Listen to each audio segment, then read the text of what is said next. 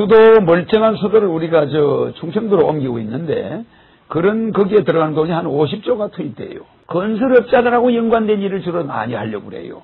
수도 이전하는 예산 어디서 나오냐는 사람 없습니다. 청계천 만드는데 예산 어디서 나오냐는 사람 없습니다. 이게 우리 국민들이 큰 문제입니다. 지난 총선에서 국회의원 후보들이 내놓은 공약들입니다. 이 공약들의 공통점이 있는데요. 도시에 뭔가를 건립하고 조성하고 지원하는, 한마디로 대규모 건설 개발을 하겠다는 겁니다. 예. 우리 국민들에게 나눠주는 거는 예산이 문제가 되고, 큰 건설업자한테 주는 거는 예산이 문제가 안 된다. 이 잘못된 거예요. 그래서 나는 대통령이 되면은 지자체 단체장 선거를 폐지합니다. 그것만으로도 국가 예산이 150조가 전략이 돼요. 150조. 전략됩니다. 역대 인천시장들은 선거철마다 지역 주민들에게 대규모 건설 공약을 약속했다. 하지만 현실성 없는 공약이었다.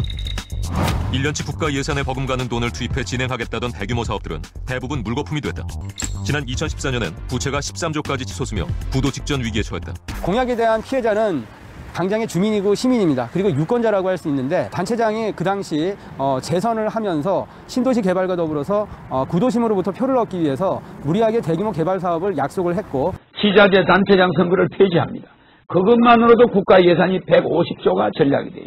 그런데 여러분들한테 이야기한 건국수당, 결혼수당, 출산수당, 이거 1년에 47조가 들어갑니다. 47조. 320조 중에 47조 아무것도 아닙니다. 그래서 경제성장, 그건 빚 좋은 개살구라. 우리 국민들한테는 국리를 기만하는 거예요. 경제를 말입니다. 688불에서 17,000불을 올려놨더니 그 열매는 다른 사람들이 싹 특권층들이 다 따먹었다 이 말입니다. 그래서 내가 대통령이 되면은 나는 경제 살린다. 이따고 말 안 한다 말입니다. 가정을 먼저 살리겠다. 경제를 살리긴 살리되 가정부터 살려놓고 국민들이 정말 편안한 마음으로 잘 살아가고 희망을 갖게 해놓은 다음에 국가 경제는 지절로 살게 되는 거다 이 말입니다. 그런 거 하나 정치인이 따뜻하게 생각해주는 사람이 이 세상에 내가 아무리 눈 비비고 와도 그런 정치인이 한 명이 없는 거야. 가정을 먼저 살려야 되겠다. 이런 여성들, 이렇게 짓밟히는 여성들, 이 지금 여성들은 6가지가 짓밟힙니다. 가정과 직장에서 짓밟히는 거예요. 이거 애들 교육과 직장에서 방황하는 거야. 애 교육에 잘 매달려고 하면 이건 직장에 가서 돈을 벌어야 돼. 이런 여성들의 어려움을 어느 정치인 하나가 가정을 살리겠다 하는 사람 내가 아직 본 적이 없습니다. 이 공약은 반드시 하늘에서 실현시켜 줄 걸로 믿습니다. 65세 이상 노인들은 건국수당을 주겠다. 예, 저게 그 TV 광고였었는데요. 당시엔 좀 황당하다고 얘기했지만은 저게 현실화 됐죠. 예. 보시는 것처럼 저 그 60세 이른바 노인수당이 2013년에 기초연금으로 현실화 됐습니다. 예. 박근혜 대통령의 대선 공약이었지만 후퇴했다는 논란도 있었고요. 예. 절대 복지 예산이 아닙니다. 우리가 노인들한테 진 빚을 갚는 거니까 매월 노인들한테 50만 원 주는 거는 복지 예산 거지한테 주는 게 아니에요. 예, 이제 결혼을 서로 안 하는 거, 결혼 안 하는 거 세계 1위가 되고, 예, 결혼하는 사람한테는 5천만 원씩, 남자 5천만 원, 여자 5천만 원. 그래서 결혼수당은 사실은 굉장히 중요한 겁니다. 이 결혼수당에는 엄청난 비밀이 있어요. 파괴된 가정을 살리려고 하는 비용입니다, 저거.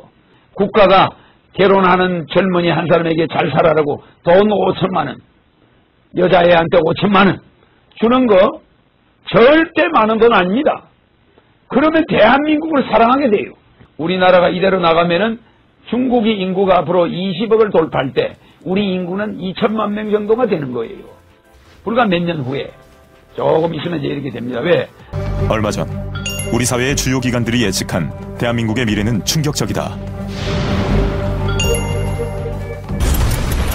누구도 이런 21세기를 생각지 않았다. 한때 5천만이 넘었던 인구는 반토막이 난다.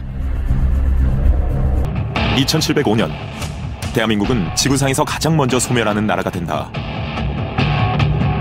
그래서 우리 인구를 늘려야 된다. 그래서 출산수당을 3천만 원씩을 주게 되면은 그 인구 3천만 명씩 주게 되면은 서로 애를 낳게 됩니다. 출산 장려금 정책이 전국으로 퍼지고 있습니다. 전북 순창구는 장려금 인상을 위한 개정안을 내놓았고 경북 의성구는 넷째 아이에겐 최고 수준 금액인 1,850만 원까지 지원하기로 했습니다. 차라리 개별 가구당 한 명씩 놓을 때마다 1,000만 원씩 준다면 그것이 지금 정부가 하는 다양한 형태의 출산 지원책보다 훨씬 출산을 갖다가 높일 수 있는 부분이 있지요. 이혼 기록은 호적에서 제외시킵니다. 앞으로 전부 제외하고 앞으로도 지난 옛날에 있던 이혼 전과 기록도 다 폐지됩니다. 앞으로 이혼 경력이나 입양 기록 등 민감한 개인정보를 노출하지 않고도 신분관계를 증명할 수 있을 전망입니다. 입사 후 5년간 매월 국가에서 100만 원을 주겠다는 거죠. 중소기업에서 나오는 월급하고는 아무 관련이 없습니다. 중소기업에서 청년 인턴을 채용할 경우 정부가 임금의 절반을 지원해주고 인턴을 정규직으로 전환하면 추가로 6개월간 임금의 절반을 지원하는 중소기업 청년 인턴 제도. 이를 활용한 청년 취업이 꾸준히 늘고 있습니다.